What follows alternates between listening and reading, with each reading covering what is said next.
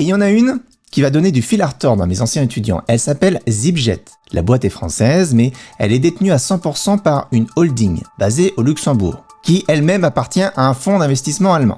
Ce fonds d'investissement allemand, suivez bien, fait peur dans le monde des affaires car il s'appelle Rocket Internet. Et c'est le même qui a mis sur orbite une centaine de startups en Europe, comme Zalando, Foodora ou encore HelloFresh, que vous connaissez peut-être.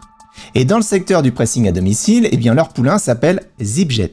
Zipjet compte parmi ses actionnaires The Family, un incubateur parisien célèbre dont vous avez peut-être entendu parler puisque le célèbre Oussama Ammar fut l'un de ses dirigeants, avant qu'il soit poursuivi pour fraude fiscale par ses anciens collègues de travail.